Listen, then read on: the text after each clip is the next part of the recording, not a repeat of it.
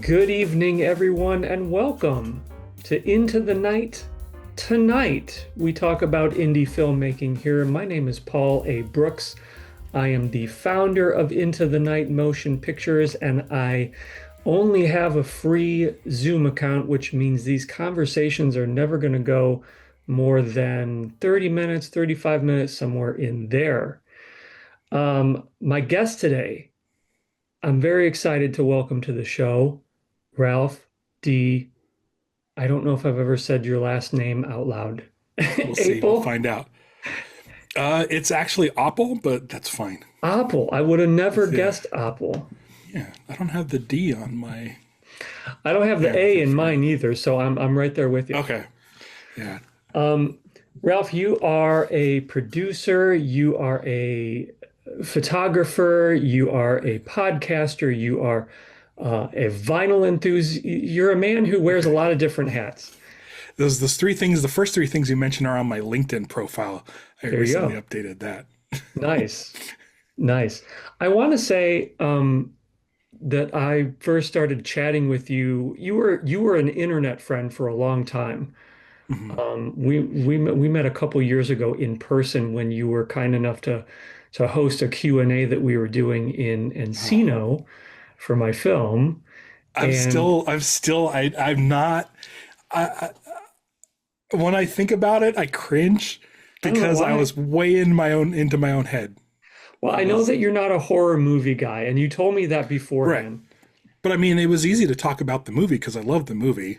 The Thank movie you. was Hunting for the Hag, which when I introduced all of you, I was so focused on making sure I knew everybody's name who I was introducing that by the time I said Hunting for the Hag, I drew a blank.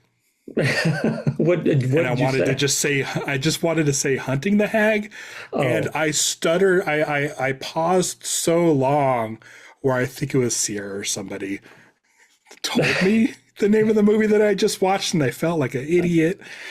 And it was just, I got too much in my own head because I've done like Comic Con panels and stuff, and I have no issue like talking right. in front of people. But for some reason, as soon as that got locked into my brain, that's all I could think about was how I like totally like Well, biffed it. I'm here I'm to sure tell nobody you, remembers. no, yeah, and that happens all the time too. Like it's 50-50 really, whether people say hunting for the hag or hunting the hag. So it's Yeah. totally fine. But yeah, I think that I first saw you when you were doing your kaiju podcast with your buddy Jorge Garcia. Right. And I think that I had sort of reached out to you about collaborating on because I had a podcast that I was doing at the time and I wanted to see if we could do something. It didn't, nothing ended up happening with that. But now obviously we've collaborated on some stuff together, which I'm excited to talk a little bit about. Yeah. Um, should we start with your photography?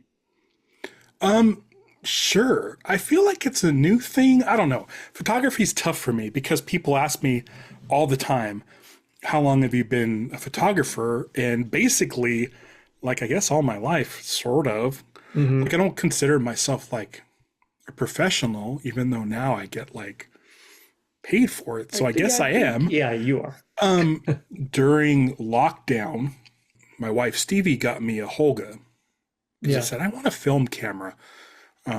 I want a film camera. I want to get out of the house and go to places that I haven't been to before, or just cool places, roadside sort of places, and take photos.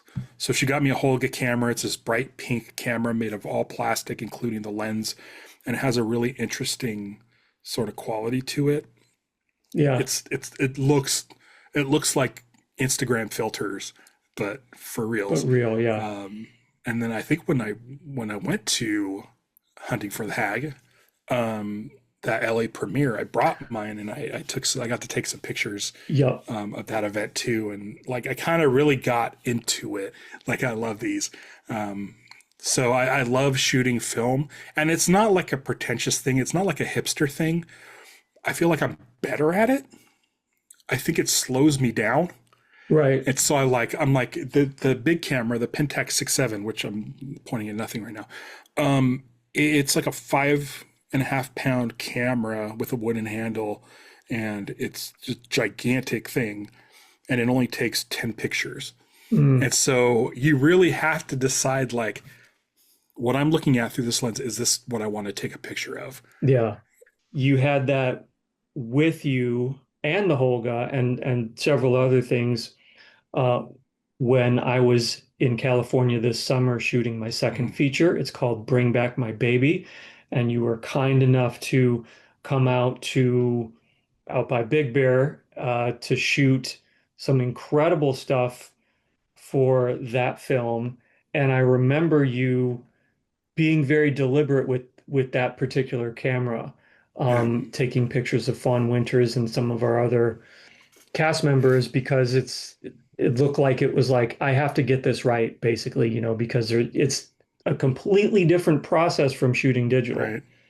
And it's only 9 shots.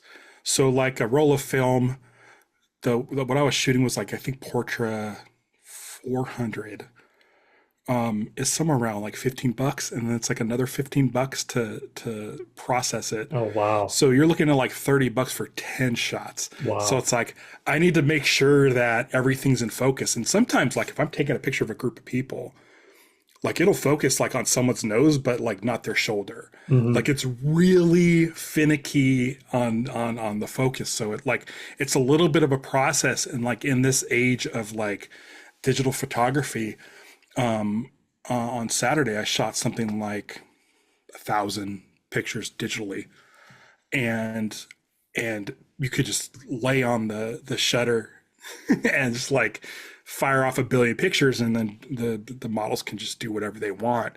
And it wasn't until Bring Back My Baby where I was like, okay, I'm going to be with you guys for probably like a week or so. Like, I was like, I really want to do this. I really want to shoot behind the scenes stills for movies. And I love being on sets, but I hate the work. I hate carrying C stands. I hate all that stuff. I don't want to do any of that stuff. But as a photographer, I could be a fly on the wall, be in the environment, help out if it needs it, Hmm. and but just basically like serve my own needs of being able to take pictures with people who have already set up like ideal lighting for any situation. And so I'm like, this is exactly what I want to do. And I think I was there like maybe 5 days total or something like that. Yeah. And I'm like, I can't spend that much on film. I just can't, because I can't do like, I think I did end up bringing like 2 rolls of the Portra, and so that was like $60 right there. And I'm like, I can't do that all week. Like, I really had to pick my spots with that film.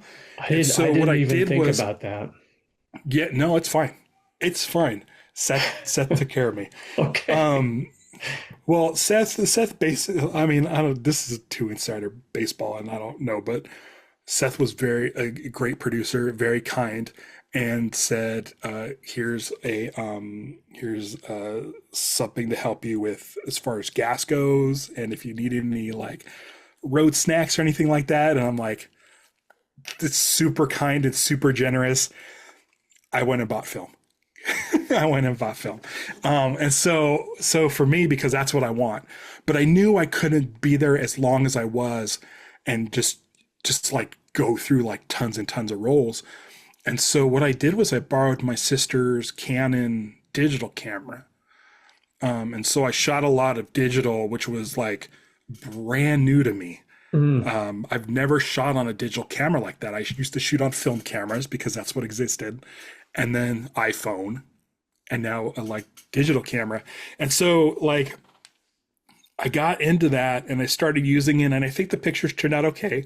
I'm like, Yeah. okay, these are good. I had to do some editing on them, but I'm like, but it's fine Yeah, because you I seem to love like the picture. everything. Everything. I mean, like I don't think I've told you this yet, but I have actually been incorporating some of your photos into the actual film because they're so Oh, good, because I hope you're okay with that. I think you mentioned something about using some of them in the end credits. Yeah.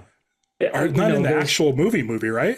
Well, it's essentially a faux documentary, and so part of Oh it my gosh. is photos, and your stuff works so well within the context of the story that, yeah, you're going to Oh have my some stuff in God. there. Actually in the body of the film. Yeah, yeah, yeah. Oh shit. No, you didn't tell me that. That's amazing. I've been editing those scenes actually over the last couple days, so it's a new development. But yeah, Cool. That's great. yeah, everything that you shoot, I totally agree with you. I think you have a great eye for composition. I think your style works very well in terms of like kind of being a fly on the wall and Mm, because we're running around like chickens with our heads cut off trying to get everything done. And it was great to have you there as almost a calming presence and like something to look forward to outside of just trying to get the work done. Like we knew that you were there to kind of cover some of the stuff that we probably would not have had time for. So I'm right. very appreciative of that. Dude, I'll tell you what. That experience like changed my whole outlook on like what I want to do. Um, Wow. I just wanted to do it because it'd be fun to be on a set. Because I mean, I liked Hunting for the Hag, and I really was interested in like that movie and what you guys were doing, and you and Seth and Sierra, like super sweet people. And I'm like, I would love to just like hang out and take pictures. Because this past January is when I first started getting into portrait photography.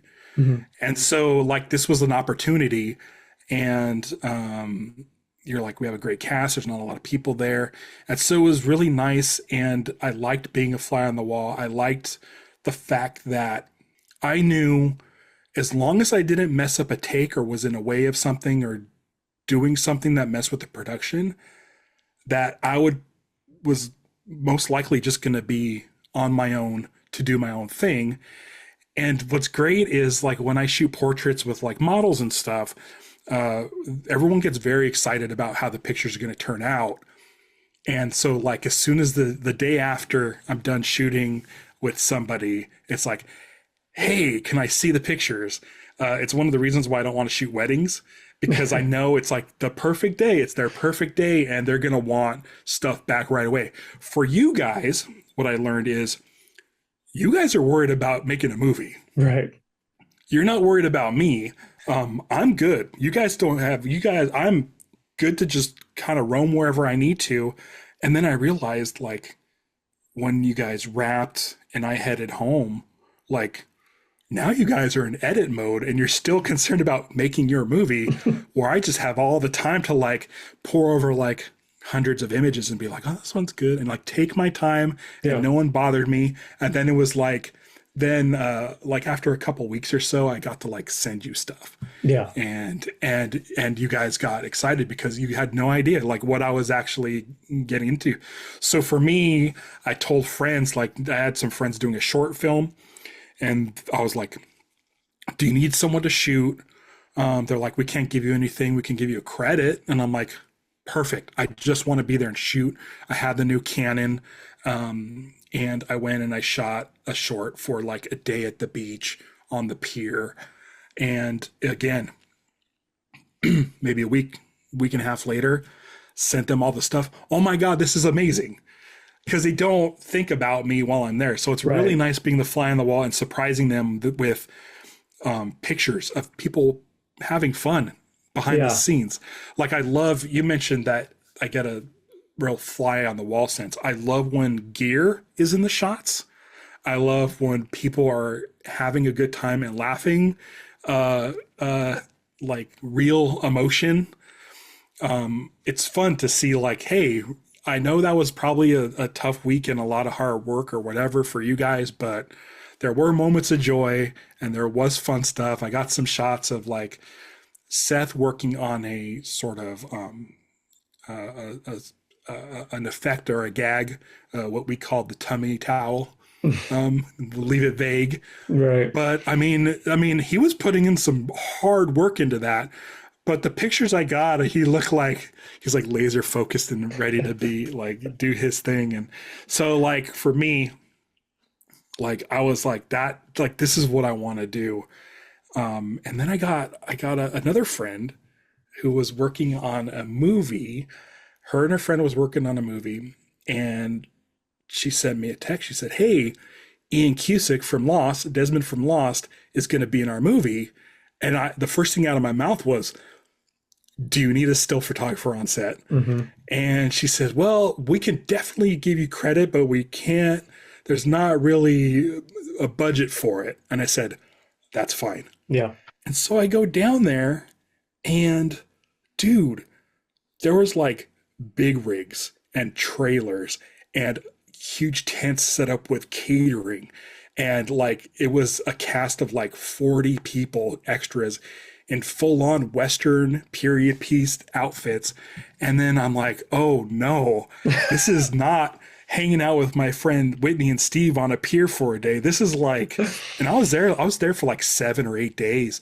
It was up in Santa Clarita at like a Western town. Hmm. I was like, oh man, this is real. Like, this is like, I am definitely like imposter syndrome. Like, did not know what I was getting into. Hop in the golf cart to go to set. She's my friend Amber's like, come with me. We're going to go to set and see what's going on with Billy. And I'm like, okay. And it was Billy Zane. And so here I am in like shooting like this. And I love Billy Zane. He's actually in one of my favorite movies of all time. And I told him that, and we had a great conversation about it. And I'll bring that up in a little bit because you asked me for one thing Oh, right. to bring to the table. So I'll talk about that in a little bit. Yeah. But it's one of those things where, again, I was there for like 5 days and I got something like 8,000 shots on digital. But I did take my film cameras with me and got a couple of portraits that I'm like, I love them so much. It's really fun. And I thank you so much for like you and Seth, and then your DP Ryan. Super like loved hanging out with him because he's like, dude, the stuff he's putting out is amazing. So I Yeah. was just like, so talking with him and telling him like how I like shooting black and white, and he's like, well, why do you like shooting black and white? I said, because when I take a picture, I'm more focused on composition than I am the colors. And then when I see it in color, it's like not, it looks a little jumbled because I'm not super color focused, you know. Right. But dude, like because of you guys and that experience, like I really, really got into it. And what's fun is like I was sitting on a boardwalk next to a cowboy extra, and there's like cowboys walking around and stuff. And he asked me, he's like, "How long have you been doing this?" I said, "Like 2 months." I said, this is my second like feature that I've done this for. But I told him, I said, "Hey, you know what's great is though, like nobody cares about me. If I want to I just want to like screw off and go like grab a bagel from the catering. I can just do it. Like I'm not beholden to anybody." And as soon as I said that, Billy Zane comes over to me and says, "Ralph, come here. Check out this shot. You need to get a shot of this." I'm like, oh boy, now I'm getting directed. Like as soon as I said, nobody bothers with me. And so it's Billy Zane. So of course you have to be like, okay, Billy. Yeah. Well, Sweet that's dude. I really like amazing. Billy. I'm Yeah. I'm I'm super happy to hear you say that. Obviously, we do everything we can to provide a positive environment on our set, and so I'm glad that you've been doing more of that. And obviously we can't give away any spoilers yet, but Ralph is also in the film, so look forward to that as well. I'm in it. Well, yeah, there's a scene that happened where your friends came out and we all got together and we did Oh, some that's stuff. right. Oh my And, gosh. and Duh. that's all we Duh. can I say about forgot. it. I forgot. I know that at one point I was knocking on a door, but I'm like, that's not really in it. That's right. I forgot about that. We were Holy all wearing a smokes. lot of hats on that film. Yeah. Um, but obviously we need to switch gears and spend some time talking about a film that you worked very hard on for several years. You Yeah. produced a documentary about the TV show, the phenomenon known as Lost. It's called Getting Lost. Is the subtitle actually part of the film? We like to put we have to go back. Yeah. The quote from Jack in the season finale, our series season finale of episode or season 3 finale, because it's been 20 years since Lost premiered. at that time. Yeah. But we have to go back on like the posters and the step and repeat for the premiere and stuff like that. But it was Yeah. just getting lost. So talk a little bit about how you got involved. We have 10 minutes left, so we have to Okay. do it fairly quickly. Let's just I did a mention really quick. podcast. Oh Let's yeah, go ahead. mention that it's on Tubi. It's you Yeah. can stream it on pretty much any platform at this point, right? Yeah, it's on Prime. VOD pretty much anywhere you can get it. Yeah. But for the last 2 weeks, it's been up on Tubi for free with commercials. So go watch those commercials. It'll help us out. Yeah. The I was doing a podcast on my Patreon where I would just go on Twitter at the time and say, if you have a microphone and aren't doing anything right now, reach out to me and we'll do a podcast episode interview. And so like friends would like pop on and do that. One of them was Taylor Morden, who popped on and said, I'll do it. And I've been following Taylor Morden since the Lost days because he listened to my podcast, The Dharmalars, which was a Lost podcast. Very popular at the time when podcasts weren't popular. We got to number Yeah. 4 in TV and film. It was nuts. I think we got to number 8 in all podcasts on like a Saturday. Wow. Like that's like, yeah, we were getting like, it was like crazy numbers. We had like 27,000 downloads a week. And I was like, whoa, we'd never get anywhere near that ever again. But yeah, because this was before the Chris Hardwicks and the Kevin Smiths and stuff. So Taylor's like, I'll do it. I'm like, okay, cool. And so I'm like, let me see who this guy is, because we've been following each other on Facebook since Facebook like first started because of the podcast. And I realized that he was the director of The Last Blockbuster, a documentary that fully embraces VHS culture. And if you look at my shirt and my hat, they're VHS centric. I'm like, oh shit, he directed that. And then when he came on, I'm like, dude, The Last Blockbuster, that's amazing. You directed a documentary. He's like, yeah. And I said, I'm VHS dude from Vine and on Instagram. He's like, what? Like, I know that channel.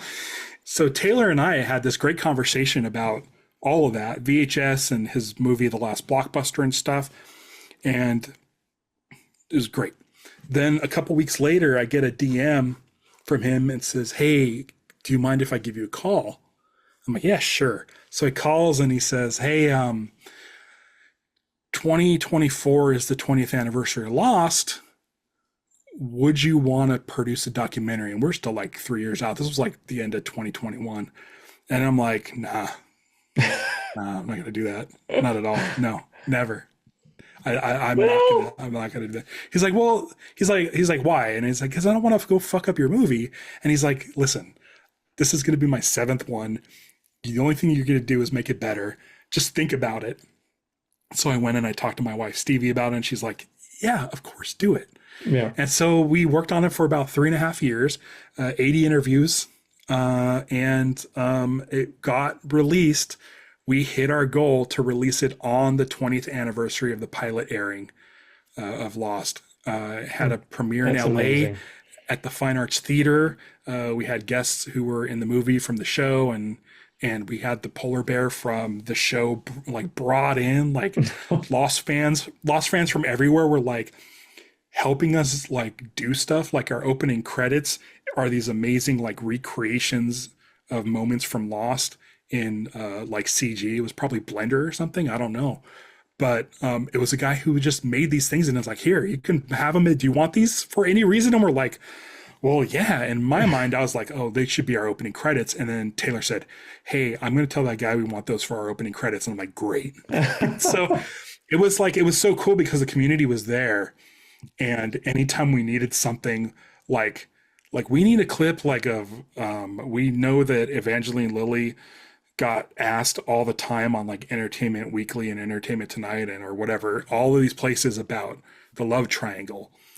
And I could not for the life of me find anything. So I reached out to one of the people who does like super cuts and clips and on like TikTok and Instagram, reached out to Camille, and she's like, yeah, here. And within like 10 minutes sent me like 8 clips of Evangeline Lilly rolling her eyes at the Sawyer versus Jack question. So it was this huge thing that happened, and it brought the community back together after all these years. And I think it turned out pretty good. Yeah, it's I'm great. really proud of it. Yeah. Yeah. I know you're a big Lost fan, you and Seth. And Yeah. I love when you send me like Lost stuff. Like you just Okay, good. recently discovered a Hatch toy. Yeah, I have a Hatch toy here. I was hoping that you weren't, because when you work on a movie, there's a tendency to sort of get sick of things eventually. So I'm Oh yeah, glad I'm that you're done. not 100% there yet. I'm Definitely, sort of done, yeah, but I yeah, figured. there's still stuff. Definitely, if you have not seen the documentary, if you're a Lost fan, go check it out. It just hit Tubi, I know, so that's an option for you. Free. Um, yeah, it's well worth a watch. Briefly, Ralph, we're going to do a little segment here that I'm calling Indie Inspo. This is a segment where you talk about an indie film that you love that has had an effect on you. We've been waiting for it. Go. Oh, CQ by Roman Coppola nice. is one of my Sweet. favorite. I love CQ. I did get to talk a little bit to Billy Zane about this, but and I'm not like this like super crazy. Like I love CG. I love all effects in general, but this is directed by Roman Coppola. It takes place in 1969 into 1970, and it's about them making a science fiction film that's along the lines of like Modesty Blaze or Fathom. And it's Roman Coppola who did like all the effects for his dad, Francis Ford Francis, yeah. Coppola's Dracula. And Mm, so there's a lot of stuff in here that shows like analog filmmaking and shooting on film and what it's like to edit on actual film and stuff like that. So there's a nice like quality to it. I don't know if you've seen this. Jeremy yeah. Davies from Lost stars in it. Did not show up in our movie, reasons unknown. But this is just one of my favorite like hidden gems. Roman Coppola has gone on to like do a lot of stuff with Wes Anderson, and I feel like when I watch Asteroid City, there's some stuff in here that's Mm, very familiar, yeah. like the sort of dream sequences of the black and white interviews that he has Yeah. with fake reporters. His name's Paul in the movie. Oh, But yeah, have you seen CQ? I have. I own that. I own that copy right there. I think that that's a movie that needs like a new upgrade boutique release, like Arrow Like a Video or vinegar. yeah, Vinegar Syndrome. Somebody needs to put that out on 4K. Yeah. Oh, absolutely. It's stunning. Robert Yeoman is the cinematographer on this. There's some good special features. A great score by Mello, top to bottom, my favorite. And then Angela Lindvall stars as agent codenamed Dragonfly. And my dream is to be able to do a photo shoot with her. Nice. All right, we're gonna hope for that. Keep us updated. And since we have just about a minute left, if you have some socials or anything that you'd like to plug, go ahead. Yeah, just follow at Casino Skunk. That'll get you everything that I do, including my newish Green Lantern podcast. Because for those of you, if you're watching this on I have a giant Green Lantern statue, you have no idea how that's a quarter scale. So it's a little farther back there. But I mean, if you look at the Fireball Island, dude, it's like the size from my torso up. I thought it was a Like plant. I thought it was just a plant. no, it's Kyle Rayner on a giant Gundam shooting missiles. Awesome.